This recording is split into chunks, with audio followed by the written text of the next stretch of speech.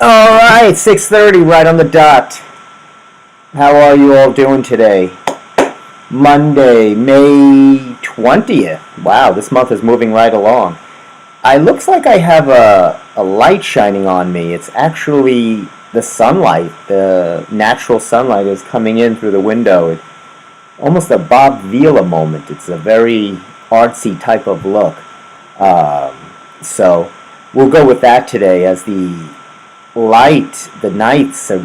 days are getting longer. It's my favorite time of year as the days get longer. You know me, I am not a cold weather person. I am still running. I ran this weekend. It was 70 degrees. I'm still running in sweatpants. I wear a hoodie. I finally forgo the wool hat. I was people looking at me like I was nuts. But I have gone to the headband, so that's my first summer change of dress. I'm not wearing the wool hat anymore.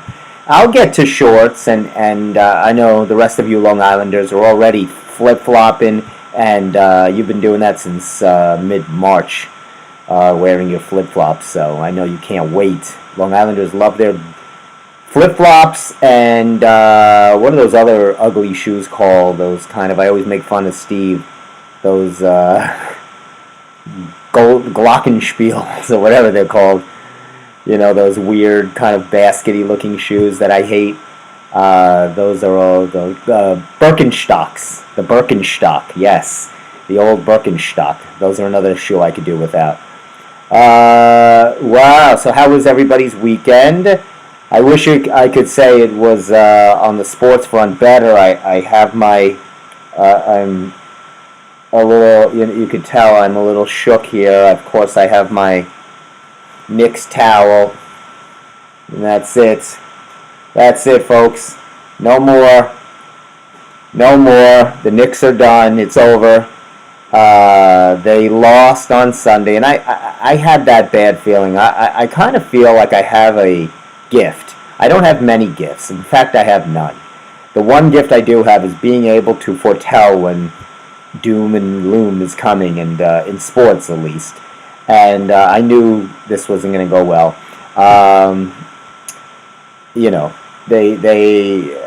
But I'll tell you what, unlike other teams and sports over the years, I get mad at players, and I'm like, this one sucks, he sucked, this one sucked, and you can't say that in this case, because everybody, if you look at the social media posts, everybody has the same message, is that the team was unbelievable, and really it was very emblematic of it's why people love the team so much in the city, and it became such a big story because of the way they play. They weren't filled with these kind of high-end celebrity stars.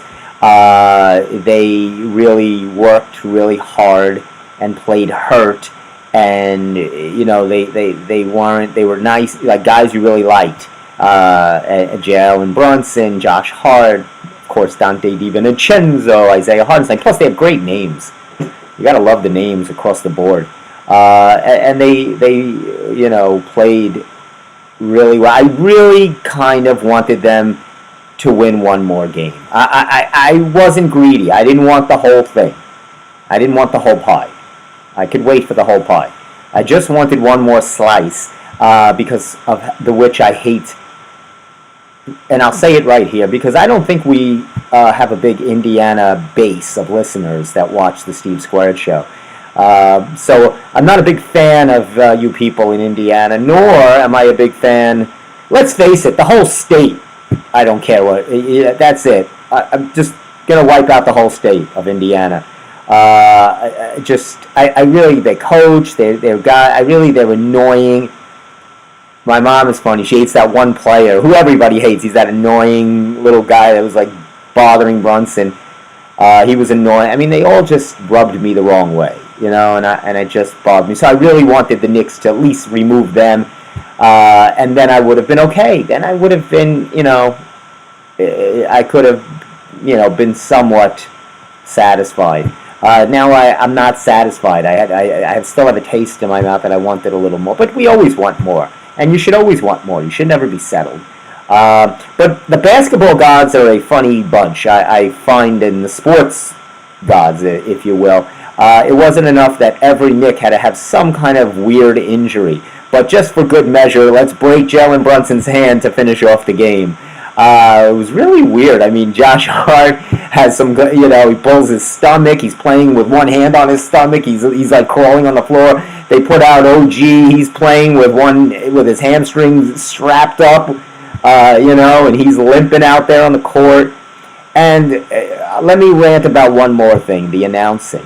Now here's the thing: there was a lot made of the pregame show. That the pregame show has this basketball analysis.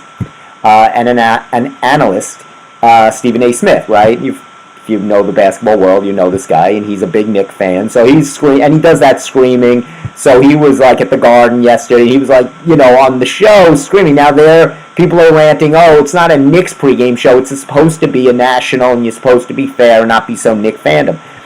Well, somebody should mention that to the announcers doing the game because they could not stop. Waxing poetically about the Indiana Pacers and gave no love to the New York Knicks. And this is not, they've been doing it for 3 games, when not the TNT games, but the ESPN and ABC games.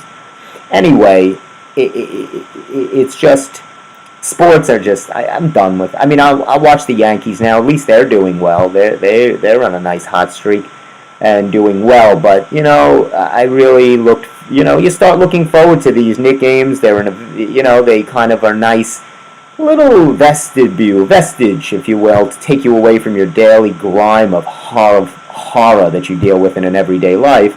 Sports gives us that, right? That little moment of distraction, if you will. So that's why it's a nice. So then when it's taken away, there's some finality to it where it's gone. You don't, I used to look forward to, seeing, when's the next game, reading about it in the paper, but that's all gone.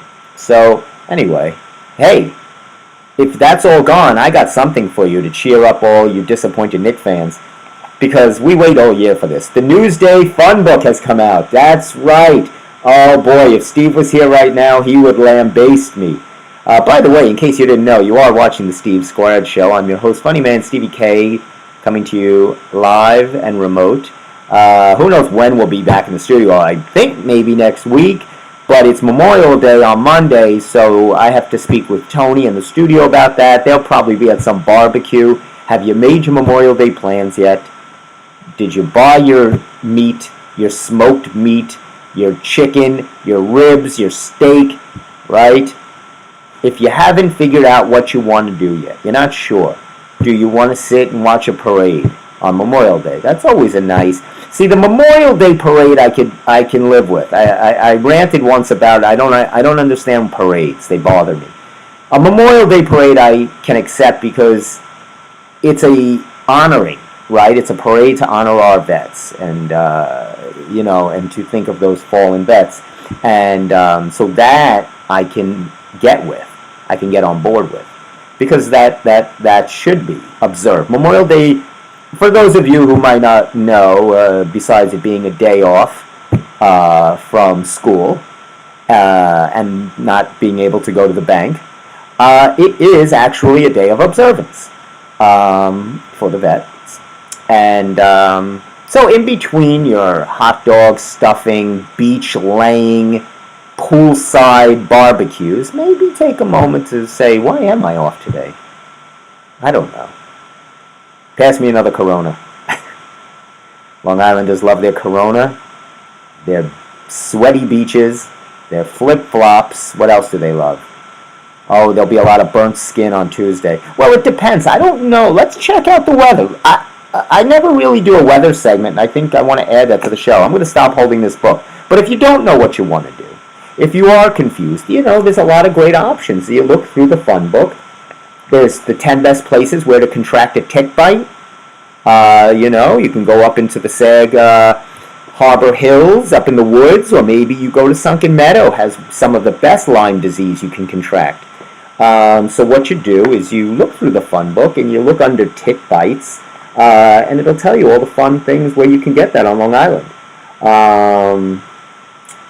You can, there's going to be a sausage and pepper eating contest.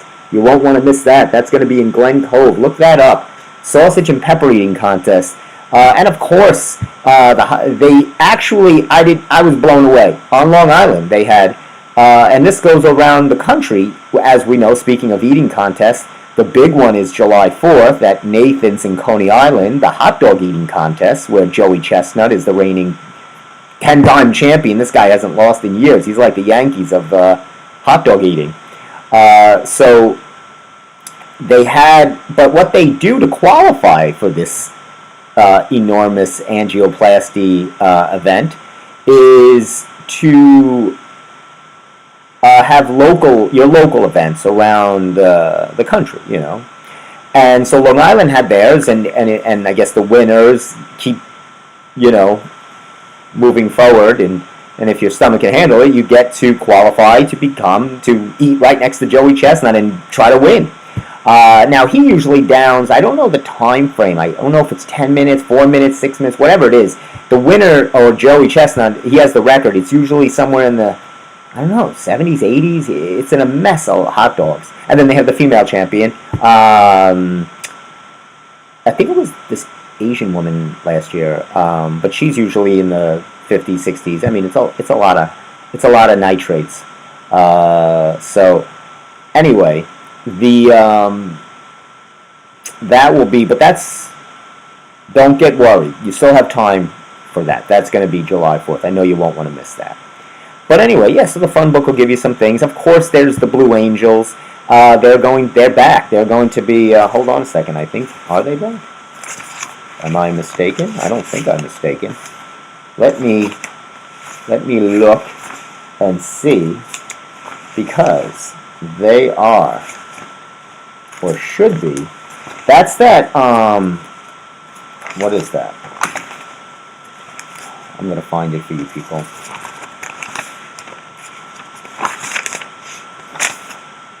Maybe not. Oh, there they are. There they are. Oh, this is even a better shot. Let me show you this shot. 20 years of flying high. Look at that. The Blue Angels. So their air show makes a comeback. They weren't at Jones Beach, but they're going to be at Jones Beach. Excuse me. They'll be at Jones Beach on Memorial Day. This year's Bethpage Air Show marks 20 years since the crowd's first performance at Jones Beach. Wow. So it goes on for 3 days. It's like the weekend, Saturday, Sunday, Monday. The 3-year day attendance totaled 350,000 people. That's a lot of sweaty people. That's a lot of sweaty Long Islanders. Both shows are free and run from 10 a.m. to 4 p.m. Saturday and Sunday. Parking is $10. Good luck. That should be the biggest of your problems. Good luck trying to find a parking space or even getting down the Wantaw Parkway. So let's say the show runs 10 o'clock in the morning. I would probably leave 5 o'clock in the afternoon Friday, because that's how long you'll be sitting on the Wantaw Parkway. But this is, people love this. I don't know if I would. First of all, my neck is stiff. I had a bad night of sleep last night, so did you ever get a stiff neck? I know a lot of people are suffering from allergies right now. It's a very bad allergy season. They said, like I told you on my show, it's one of the worst allergy seasons. All that mossy moss, that brown stuff is. I actually saw an inchworm for the first time. I haven't seen inchworms in years, but the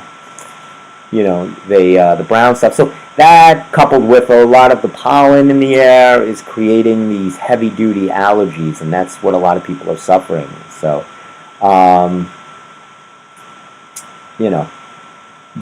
unfortunately, hopefully that will pass. I always say hydrate, keep drinking, that'll help a little. But yeah, I have this bad stiff neck, so I don't see looking up like this for 2 hours to be fun. I don't want to look up like that. That bothers me. Everything fascinating for us we have to look up, right? We want to look up at the Blue Angels. We had the solar eclipse, the total eclipse. We had to do this. Everything is this. Can't they put something eye level to? Can't we have a special event that's so I don't have to turn my neck like that and get a crick? I don't want a crick in my neck. So check out some Blue Angels. That'll be fantastic. Oh, people really like this. This is a big thing. It's it'll be at Jones Beach. Yes, I thought they had stopped doing it for a while because of the and the fireworks show is coming back to Jonesville. Everything's coming back. They go away. Hey, did you enter your dog? Have you done it yet? Because you still have time. The Cutest Canine Contest. Enter your pup. Go to newsday.com/cutest canine. That's cutest canine. And canine spelled out, not K9. And your dog will maybe get right alongside some of these cute canines and be plastered in everybody's home so you can proudly say your dog is the cutest. If you believe in your dog. You win this is fantastic. You win $1,000 cash. Finally, your dog can earn its way.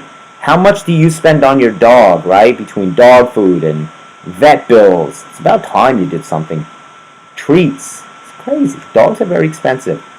But we love them. They're worth it if you get the right dog. Some of these are pretty cute. Now, I was debating, somebody was asking me about a dog picture, one of my clients, and they had glasses on the dog. I say, don't make it silly. Just trust the picture that your dog is cute. Don't put glasses or a scarf or, try to make him out to be, or have him driving the car. For my sake, please, don't have him driving the car. I see a lot of you holding your stupid little dogs while you're driving. You're going to crash into me. Stop it. You love your dog. It's enough. You don't have to cause a 12-car pileup on the LIE. All right? Don't worry about it. And if you're looking for something else to do, say you don't want to go see the Blue Angels. Say you don't want to go to some food eating contest. You've had your fill. You can go to the old Bethpage Village Restoration. I was saying the other day, if I'm a history buff. And I was saying, if there was only a place that I could see, a reenactment or parts of a war, World War II to be exact. If I could only have, unfortunately I wasn't born then, and I missed out on that. And if there was only a place that would provide me an opportunity to see carnage, to relive that carnage and horror, if they can only give me that, that would be a great way to spend my weekend, to celebrate the weekend. And thanks to Channel 12 News, along with the old Bethpage Village Restoration, my dreams and my wishes have been answered.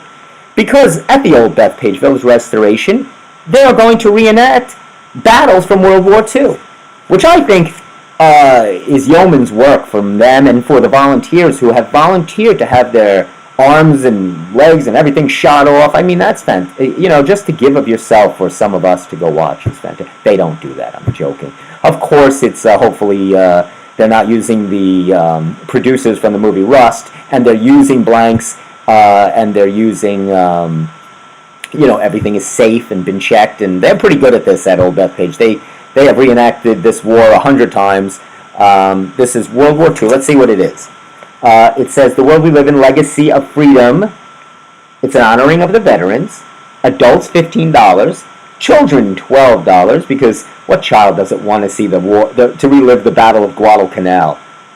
Right? Who wouldn't want to see a prisoner being tortured? You bring little Timmy, you bring the kids, bring the pets, bring your dog. You say, look at that. There it is. Watching somebody get, prison camp tortured. That's entertainment at its finest. But they will do this weekend, and you will do that. Look, I know there's a population, a sect of people, so don't message me on social media. I don't want to hear from you people who are griping that I'm making fun of us, of your, reenactment of war. To me it seems odd, but to other people it's history. And it is history. I guess. Of course it is. It's just, is it history you want to, like, watch and look? I mean, but people, they're enthralled by it because on the History Channel, they're always, documentaries. Those are, you watch those and everything like that. A live reenactment seems a little over the top. I like when the old Bethpage Village Restoration does old-time baseball. See, that's good to reenact because you're really under a piece of history. You're seeing how baseball started and the rules they used, and the guys play a game, and they use those rules. Oh, that's very fun. I have told you this before. Conan O'Brien was there for one of them, and he does a great video on it. So if you look that up on YouTube, Old Bethpage Village Restoration, Conan O'Brien, he plays in the baseball game, and it's pretty funny. Oh my gosh, I have some bad news. If the Knicks losing, if the reenactment of World War II, if lines going down the Wantagh Parkway weren't enough, this is going to put you over the edge. I'm here to put you over the edge, in case you are not already. Raising Cane's Finger-Licking Good Chicken was supposed to open up 3 proposed eateries on Long Island. I'm sorry, you people who love your greasy fried chicken. You'll have to wait, because the fast casual chicken finger chain, Raising Cane, which opened its doors in Times Square, and Times Square actually took we were Steve Square before there was Times Square, and they took up. But that's a legal battle. We'll talk about it. I can't talk anymore about that. But they opened in Times Square last summer. I mean, the lines. If you could see a picture of this up close, the people are waiting around down 7th Avenue, Times Square. I mean, with umbrellas to get a taste of this saturated fat protein chicken finger. They canceled plans. There were supposed to be 3 Long Island eateries, but don't fear. Oh, and look where they would have been. Was going to be in Carl Place, Comac, and East Meadow. But it says not anymore. This is a Louisiana-based fast food chicken place, so they're big in Louisiana. But they said they will be looking in 2020, next year. They will open it looks like Carl Place will open and Bayshore. They will give 2 locations. They're just trying to sign the leases and see how much saturated oil they can find on Long Island. They have to get the right fat. So, the right fatty oil. But never fear, there'll be plenty to have on Long Island. But it's a big, popular thing. This is look this up. Raising Cane. It's a real spicy Louisiana, that bayou chicken, Cajun. Oh yeah, you love you Cajun. So that should be unfortunately. They have 27 restaurants opened up in the metropolitan area. So if you want to go to the city, Times Square is a great place. You could try out your Cajun, Ragin, Times Square chicken. Finally, the feud is over. Jerry Seinfeld and Howard Stern. Stern has accepted Jerry Seinfeld's apology. I can now sleep. Seinfeld, he said some stupid comments on David Spade's podcast show. And he said that comedians should be doing these podcast interviews. They're better at improv. And Howard Stern started it, but he's really been now outdone by all these podcasts. He was really trying to lend a compliment to David Spade and to the other guy. But it came across pretty poor, and Howard Stern said, don't worry about it, I don't care. We're both trillionaires. Who really cares at the end of the day? And that's who cares. Speaking of trillionaires, there's a great a documentary on Netflix called Broke. This is really good. You should watch this. It's about athletes who have signed these big contracts, millions of dollars, and now they're broke. So this is going on. It's the same old story. They get millions of dollars, they go spend it. They talk about and they talk to the athletes, and they're like, they didn't know. One of the athletes, these guys, they said they didn't know how to write out a check. They were getting, a signing bonus, $250,000, $500,000. One of them took a $350,000 check to a check cashing place. and to cash it at the check cashing place. They were like, "What are you, crazy?" They were like, "Take us to a bank." They didn't even know, like, what they're talking about. So, they spent it on things, cars, clubs, things, all kinds of, not nobody who was on this interview said they put their money into an IRA account, put it into a Roth Keogh fund for retirement. No. They put it in, rope chains or things. It was big in the 90s and early 2000s. You know how they spend their money. And I have said this a long time. I know the organizations now, they try to surround people that are going to be signing these deals at young ages with people that can help, because they don't know. They're good athletes. They're not financial planners. They're 18, 19, 20 years old. I mean, if somebody gave me, $30 million, I'm not sure what I would do. I know where I wouldn't go. I wouldn't go to Raising Cane's fast food chicken. That's for sure. But I'm probably going to get sued by Raising Cane's now, who is not, by the way, a sponsor of the Steve Squared Show. But I'll approach them, see if they want to sponsor. Steve would love that. Oh boy, if they were open, I would get Steve. I would go there, buy a bucket or a carton, whatever container they put it in, and let Steve enjoy that. He would love it forever. He would love me forever. I love how they always pick somebody for the fun book. This was this year's picture. People submit, and very cute, right? Very simple. Just sitting in a water tube, right? Ready for the summer. Nice blue water, probably a pool. Looks gorgeous. A lot of fun. So that's good. That's the fun book. You want to check out the fun book, because they don't trust us to know how to have fun on our own. We need a book. Look in that book, and then you'll have fun. Or you could watch the Steve Squared Show. I will tell you. I've already given you suggestions. I've set up your weekend. You're going to go to a parade. You're going to go to some food eating contest. Then you'll finish it off. You'll watch World War II over again. I mean, that's a fantastic day. You go home, you barbecue some hamburgers and hot dogs.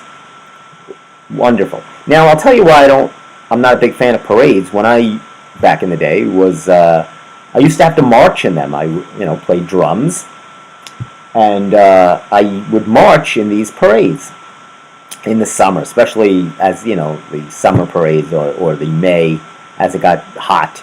And you'd wear those heavy wool outfits and just sweating to death. And that's when we had inchworms would be everywhere. It's very, very. They should reenact that. That's horror. So people should come see me do that. That'll frighten you for the rest of your life. That was terrible. But that's why I just never understood the whole idea of the parade. But for this I do. Definitely. So I don't know why this annoyed me. I'll just show you. And this is really typical of the millennial sect, or maybe even Gen X, what's even post-millennial. They were showing about Long Islanders buying homes, on the move, some go-getters, and here's your typical couple. Don't you just hate this couple right off the bat? Look at this couple. Right? She lifts her leg in the cutesy pose, very Taylor Swift of her. They're pumping their fists in the air. They probably have some kind of phony crypto tech websites that they're making hundreds of millions of dollars on. She's got her little silly dog, a little dog you could put in your pocket. Right? I don't consider that a dog. A dog you could put down on the ground. You don't hold in your hands or in your pocket. A dog walk. Let the dog. A dog is a big dog. That's what a dog is. This is something you found in the bushes. This is a squirrel. That's what that is. But do you see it? Just yay! I don't know why it just bothered me. These two bother me. I'm not happy with them. I don't like people that are too happy. They're too happy. Everything's going their way. Isn't it wonderful? It says making the move. They're buying their home. Woohoo! Because when you have fun, when things are going good, you say woohoo. That's what you do. And that's what they look like. Woohoo! And then they'll watch they'll watch their Netflix special together, whatever. They'll watch series. Probably watch Bridgerton, right? Or maybe the other. You're either watching British series on Netflix, whether it's Baby Reindeer or Bridgerton. You're watching something that's annoying like that, or you're going the other way and watching westerns. The Kevin Costner, Yellowstone or Granger. There's always these silly westerns that are on. So you're doing one or the other. That's what you're doing. Now, did I have? Yes. Here it is. You see, you think I don't know what I'm talking about, and you would be correct. I do not know what I'm talking about, but where did I wanted to show you. Maybe I'm. Hold on, I'll find. That's not what I was looking for. I wanted to show you. It wasn't this. Definitely wasn't that. This is it. It's kind of like this. This is that British TV look, right? With the costumes. You see the way he's got the ruffles and that look, that British look. The Bridgerton, Penelope. You see the name? It again rubs me the wrong way. It bothers me, or else, like I said, you can watch Outer Range. Is another western. It's all from that Yellowstone, Kevin Costner series that's going on now. So, but I'll tell you, they tried Dawn of the Planet of the Apes movie. It's not doing well in the box office. Planet of the Apes, it's just not doing well.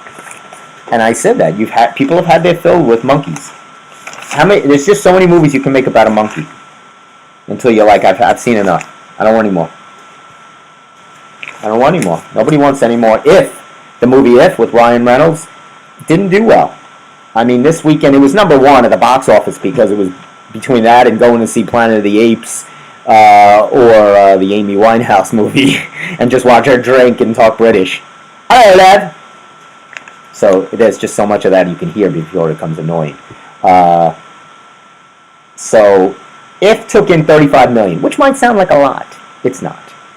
If, as a animated feature, I think it cost them well over 150 or at least over 100. I think it was 110 to produce and put in theater. So when you're talking about it only making $35 million off the first weekend, now, yes, kids are not out of school yet, maybe it has traction, but movies don't stay in the theaters long as well, 2 or 3 weeks. So let's see what happens. That's the movie produced and written by John Krasinski of The Office.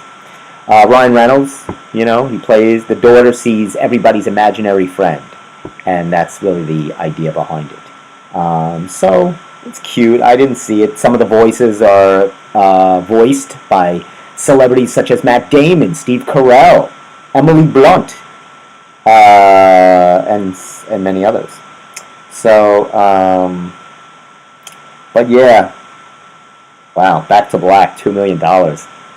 That's like, in theater talk, that's like maybe, when you're talking about the whole United States, $2.9 million. That's not even, it's like 100 people went to see the movie. It's just terrible. It's terrible. They should be making dumbbells. That would make more than $2.9 million, but who cares? Nobody listens to me anyway. Nobody listens to me anyway. What else do we have to talk to you about? This is some interesting news, if you care. Miss USA had to, she had to step down. Who was Miss USA? Oh, boy.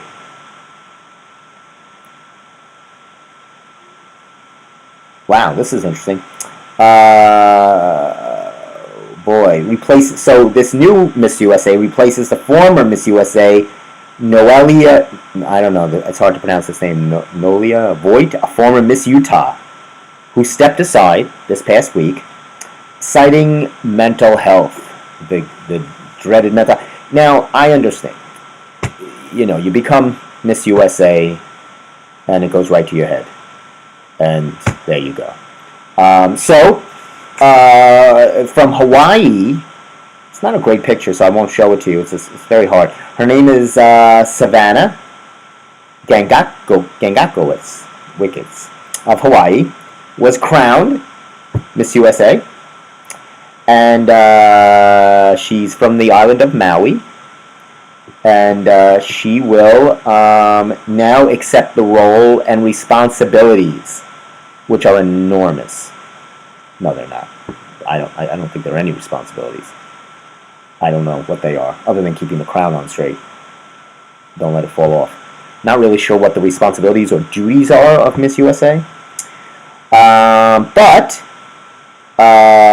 she is she won't be there for a year. She'll only be until the end, right, of the term limits. I think there's term limits, and then you it's like the election, and then you'll have to vote in a new Miss USA or Miss whatever.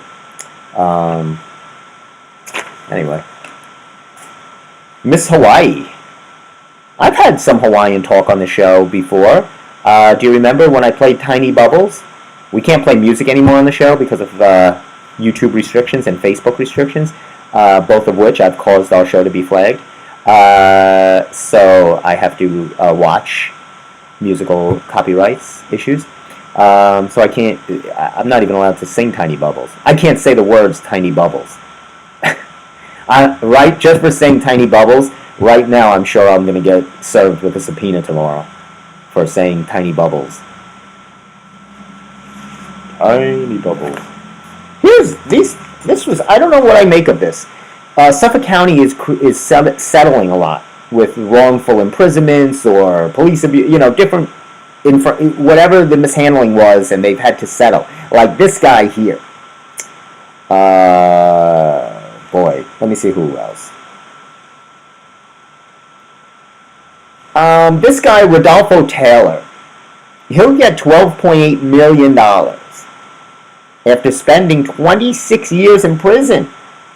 His conviction for a series of robberies was overturned. He looks somewhat happy. I don't know when that picture is. Or he could be saying, it's not me, it wasn't me, a la Shaggy. But whatever the case was. So, and here's another man, Sean Lawrence. He's getting $3.85 million. So, in total, you look at Suffolk County has settled close to $30 million in these kind of botched or settlements. Now, 26 years is more than a botch. I mean, when you've spent 26 years. Now, I was thinking about this. Would you be okay? How many years would it take for the money? Like, what would you do would you, for say, if somebody said you're going to get 12.8, but you got to spend 26 years in prison? What would you do it? No, of course not. 26, no. 12, I might do. $1 million a year, I might do 12 years. I don't know how hard the time is. Maybe not Rikers. Maybe if it was something in Suffolk County, maybe something out in East Riverhead, I might spend 12 years in prison. I mean, I like to work out. The weights are there. You get meals. I'm picky with the meals, though, and I don't know if there's a menu there in prison. I like to eat lean proteins. I like my protein shake, right after my morning workout. I have a ritual, if you will, a routine that I don't like upended, even in prison. So that's one of the main reasons I avoid prison at all costs. So, anyway, I mean, everybody has their price. Is there a price you have for your freedom? Basically, is what it is. Would you be, have X amount of years and then? Now, again, I don't know. It could be technical issues. We don't know if it doesn't really say that we're innocent or, it just says something went wrong in the case or the 26 years. That would be, I mean, to me, that's 12.8 is, they're getting away cheap to put somebody away for 26 years.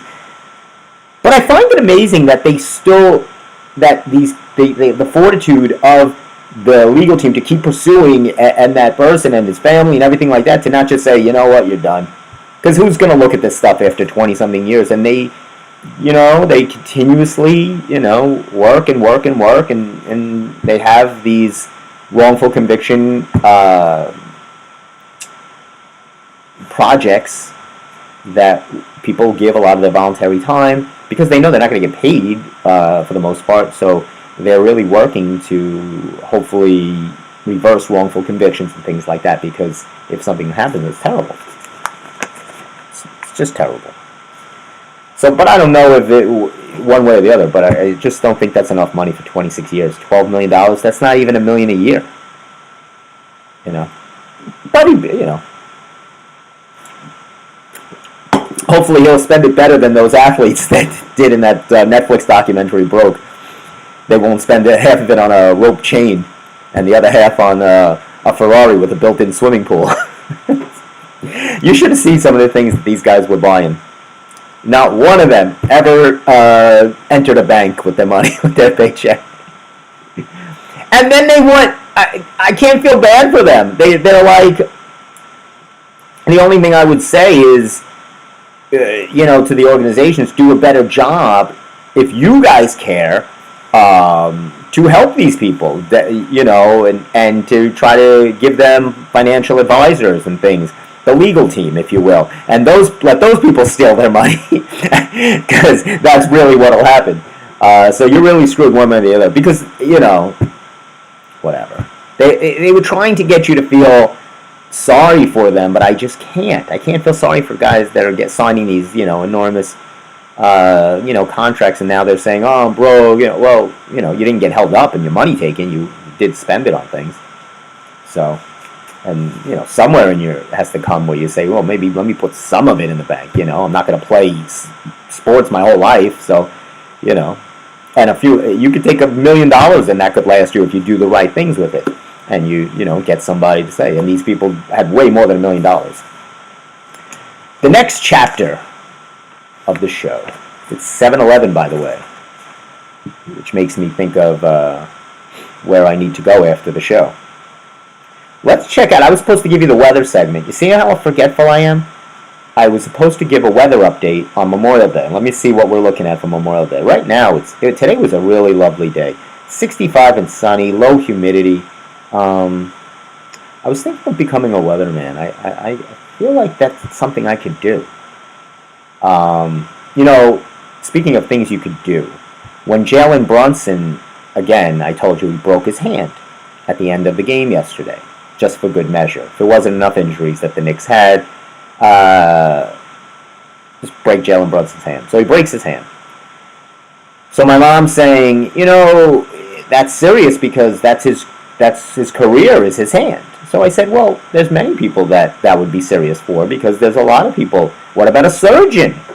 Right? They need their hands. So we were thinking of jobs where you need your hands, which are a lot of things you need your hands for.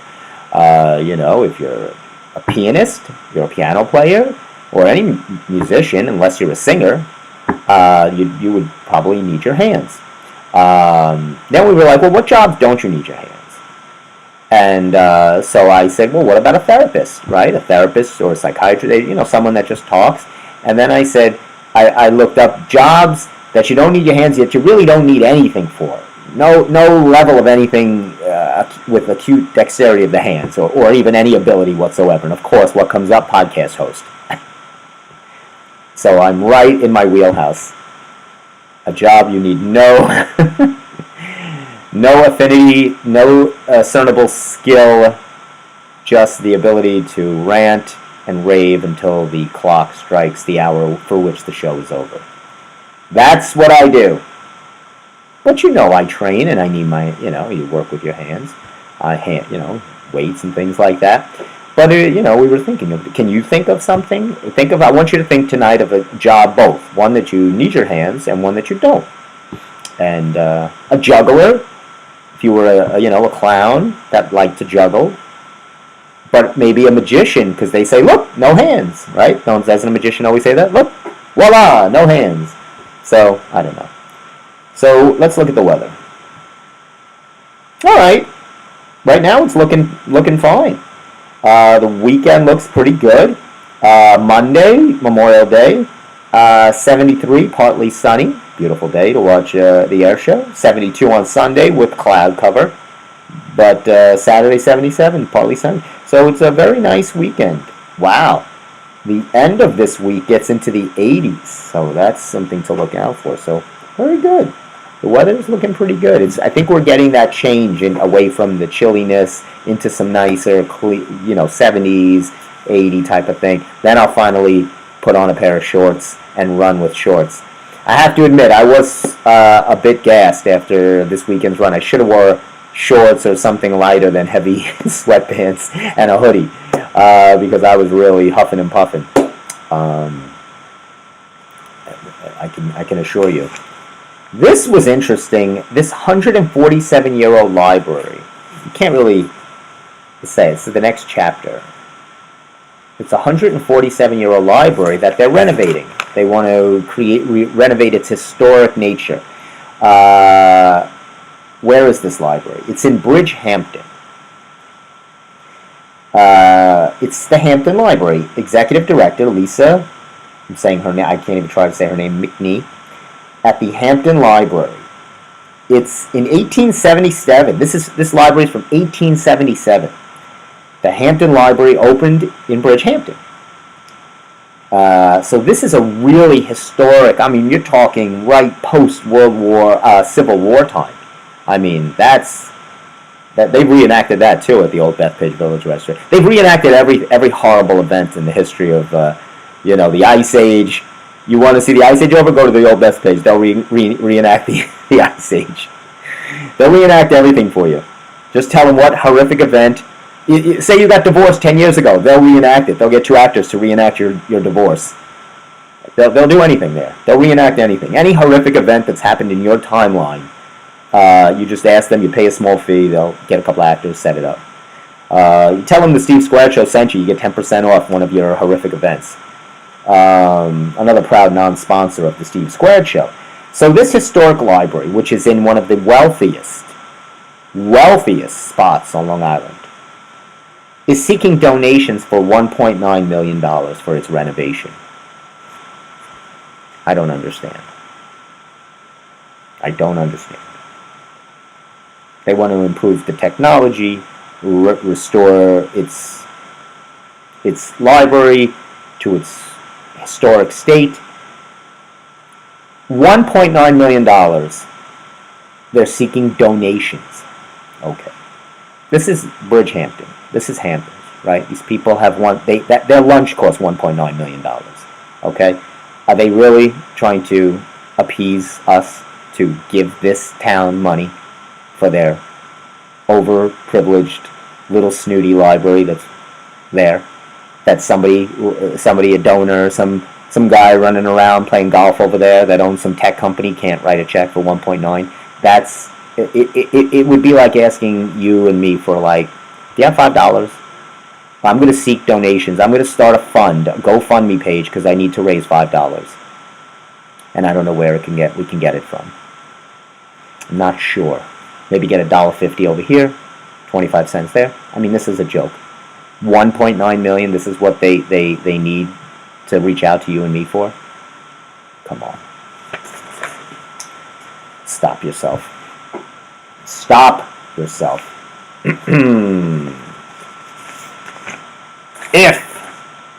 If only this movie was good, it would have made more at the box office. I like the purple. It's not really a dinosaur. It's an imaginary figure, although we see it because we're seeing it through the young girl's eyes, who she can see everybody's imaginary, and this is an imaginary friend. Ryan Reynolds got. They said he was wonderful in his portrayal of working with imaginary objects. They said he was wonderful working with a green screen. He is one of the best. It says imaginative and funny, but this film could use a little Pixar magic. Who doesn't love their Pixar? Pixar is Toy Story, a lot of that kind of thing. But nobody's going to be able to relive Pixar movies. Those are iconic. Those are wonderful. It says the bottom line on If, it was sweet and sincere, though not the heart squeezer it could have been. The plot, a girl discovers the power to see other people's imaginary friends.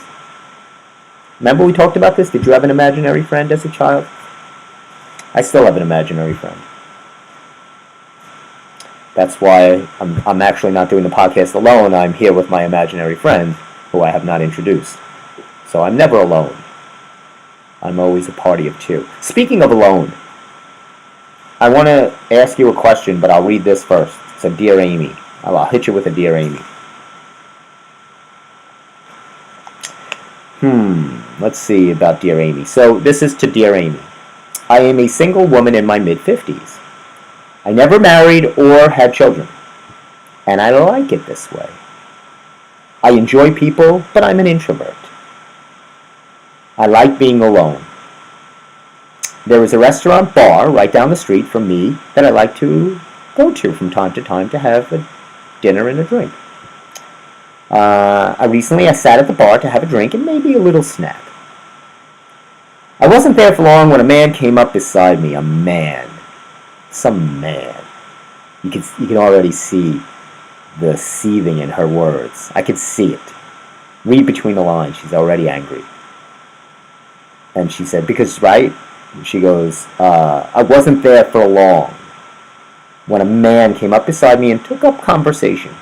I really didn't want to talk to him, and I didn't want him sitting next to me. I stayed polite, and after an hour, I said goodnight, nice to meet you, and left. I wouldn't have needed an hour. I would have said, move. This week, I again went to this restaurant by myself. I decided to sit at a table. A man came up to my two-person table, pulled down the opposite seat, and sat down to join me. Nuts. Without even asking or introducing himself. The server arrived with my food just as the man had taken up an uninvited place at my table. I took my food to go, left, and was super annoyed. How would you suggest handling men who approach a woman who is not interested? Now, this is a little slippery slope because there's different, and I tell this to men and women or anybody when I was training in the gym and they didn't want to be approached in any which way, whether people just like to have conversation or they're interested in them one way or the other. Put on a pair of headphones. Now I know that's awkward to go to a restaurant with. It does serve the gym purpose a little better. It's weird to be walking into a restaurant with a pair of headphones, unless you wear the little earpods. I like the big headphones. But unfortunately, that's the world you live in. You have to have these little things, these little signs to show. Maybe a book. Have your book open. Something like that. Something to, what I usually do if somebody comes over that I don't want to speak to, I start speaking another language, some unidentifiable language that they don't understand, some kind of cross between Czechoslovakian and Hungarian. And then, then they walk away. So you could try, these are some of the Steve Square tricks that I think you could save you from this. Now, it's hard to approach somebody, right? If you're interested in somebody and you want to approach them, it takes a lot of courage and nerve to work up that. Because now in a world of such remote phone, we're not really using those interpersonal social skills as much anymore. So when someone, which it probably wouldn't have seemed weird back in the day, came up to somebody and said, hey, how are you? Are you sitting alone? May I join? But even though this guy was a little weird, he just sat down. That's really looked at as weird now because we communicate via phone and, something like that. And so, on one of the social media sites. So, I don't know. It's a little tricky to approach somebody, like what is acceptable and what is bothersome. You have to be able to read people. And I pride myself on being able to have a good read on people. And people put on approachable, you can see if someone's approachable and someone's not, type of thing. But she seems like someone that's definitely not approachable. She likes who she is, which is great. She doesn't want anybody near her. She just wanted to be alone. And she was greeted by two jackasses that wanted to start a conversation, and that's what people do. They see someone alone, they take the risk, the plunge, for whatever reason. And I hate that. Sometimes I have people that do that to me. I'm standing on a line at the bank or on the market or somewhere, and you just know that they're itching to start a conversation with you. They make one comment, try to draw you in. Boy, this line is going to take forever, right? Right? And they try and you're like, yeah. and they're trying to bait you. I had someone discuss strawberries with me the other day at the market. Now, I don't know what the intentions of the person was, but I was looking at some strawberries, and she came over and she said, she saw me put them down. She goes, "Oh, they're not too good. They're no good." So I said, no, they don't really smell sweet. They don't look good. I said, and she found one and she said, "Oh, look," and it had mold all over it. And I said, "Well, that's what you get for $1.99." So, but then I that was it, and I walked away. I had enough of the strawberry talk. So, you just enough to be polite, and but to get your message across, leave me alone. I'm here for strawberries, not for a wedding. Not looking for a wife at the strawberry stand. Strawberries should be getting better now. They're not. And I keep buying them with the hopes that they're getting better, but they're just not. And it's May. May is strawberry season. It used to be, right? They have all the strawberry festivals on Long Island. Belmore should be having theirs. The street, Long Island flourishes with strawberries at this season, and I haven't seen any. It's just the weather has been non-cooperative for that. So, what was her? Oh, she was perplexed. And then, dear perplexed, obviously Amy gives her all the general, safe answers. Say thank you for the conversation, but I prefer to be alone. I get mixed up a little bit. Hey, did you hear that 911 was out of service today? There's a lot of things that are out of service, but 911, I get a message on my phone. It says 911's not in service. I mean, boy, you talk about a window for murderers and lunatics to go crazy. That was your window. You missed it, because then, of course, I get a follow-up that says 911's back in service. And I got messages all over. It was unbelievable. Look at it. It said it right here. You think I'm lying? I'm not lying. Where does it say it? Yeah, right here. The Nassau County system. It says here, boy, this was everywhere. It said, oh my gosh, the Nassau County 911 system is experiencing a temporary interruption in service. So that's a problem, right? If someone's so while someone's chasing you in your home, you got to hope that they're working on the interruption in service so that you can eventually call 911. So hopefully you have a big house with a lot of hiding spaces until 911 is reinstored so you can call. Boy, just when you thought it was absurd enough. 911. How can 911 go out of service? It's only 3 numbers. Wow. I'm filled with a lot of anger and gripes today. The Knicks lost. 911. I couldn't call an emergency. What if I went nuts because the Knicks called, they lost, and I want to talk about that, or I need help, emergency help. I got nobody to call. No one to call. Do you ever see these TikTok videos or social media posts telling you how you can make money? These quick money tips for these online, they're all fake and phony. There was just a whole thing about this. So it really talks about, especially influencers who are always trying to sell their products and tell you, oh, you want to make $5,000 a day from your home without even waking up, just in your dreams? Here. Obviously don't. They're trying to get you to be a subscriber to whatever nonsense they're pitching, selling, hawking, and once they get your information, I've been flooded with emails. I keep unsubscribing, but I can't. You unsubscribe to one, you get 3 more new things, and they're all weird. And it's never been that much before, but it's getting worse. But I'm going to put a lot of these tips and tricks for you as I do on my Instagram, Stephen R. Kaminsky. I'm also going to we'll put some Jack LaLanne and dumbbells updates if there are any. I always put them there, so you can always check for the Jack LaLanne updates. I did find for the Jack LaLanne project that I have been working on, I know who I want to play Jack LaLanne. I finally narrowed it down to 2 people. 1, myself. If I'm not cast, I had to cast a A-list celebrity, which I'm probably more of a B- to C+ celebrity. But if I had to get an A-list, we would go with James Marsden. Like I think I had mentioned to you before, he played Jack Lane in Unfrosted, but more as a spoof, more as an over the top. But he was great. He looked great. He looked like him. He had the jumpsuit. He to a T. He had a good voice for it. He's in shape. He's around the right age to play him a little young, and so maybe they can old him up and play him a little. So he's right in that wheelhouse. So he would be fantastic. I love him in anything he does. He was in 27 Dresses, Hairspray, and a million other things. He's very funny, very charismatic. He would be the guy that can sell this project. Now, if only somebody would now give me James Marsden's phone number or his agent's, then I would be in business. But until then, I'll have to keep working. George Clooney's on a show on Broadway. What is he doing? He must be really bored. He's doing Good Night and Good Luck on Broadway. Wow.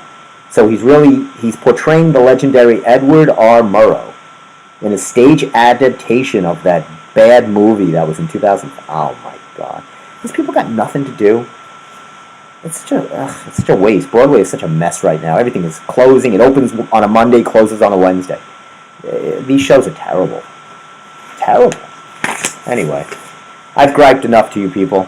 Thank you for lending me your ear. It's very cathartic to be able to tell you all my problems and to share some possible solutions. Now you know what to do if you're approached and you're by yourself. Now, do you feel comfortable going alone to a movie, alone to a restaurant?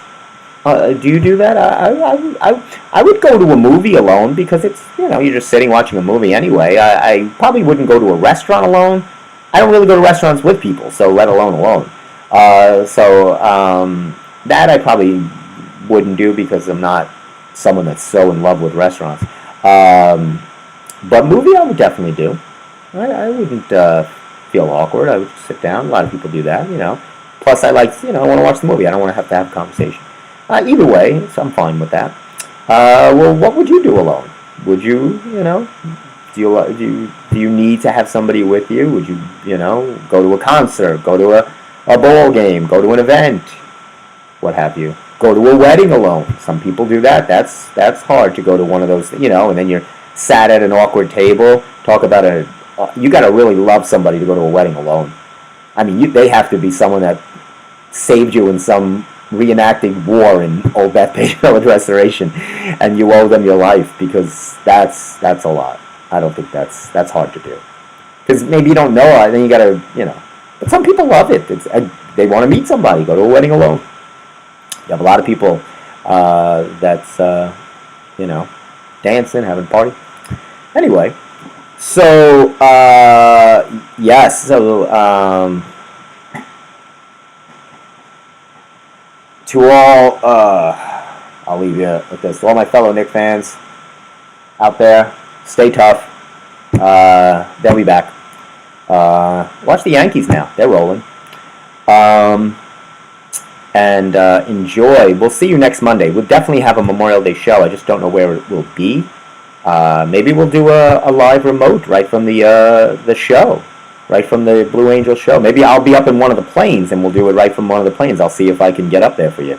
And we'll do it like a Top Gun interview. And we'll do the whole thing upside down as they spin around. Dare to dream. So have a wonderful, safe week as you prepare for this Memorial Day holiday weekend. And definitely, just check out your fun book if you get that from Newsday. So you have to be a Newsday subscriber to get the fun book. So if you don't have a fun book, I don't know what to tell you. You'll just have to stare for 3 days this weekend out your window and not know what to do. I'm sure you'll find something to do. And I'll give you plenty of suggestions. Otherwise, enjoy. Have a wonderful week. Thanks for tuning in.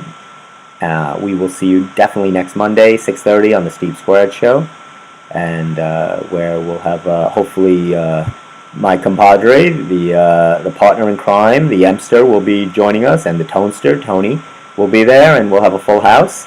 So right now, for myself, for the stick figure, Kermit, and for all of you, thanks for watching, and we'll see you next week. Have a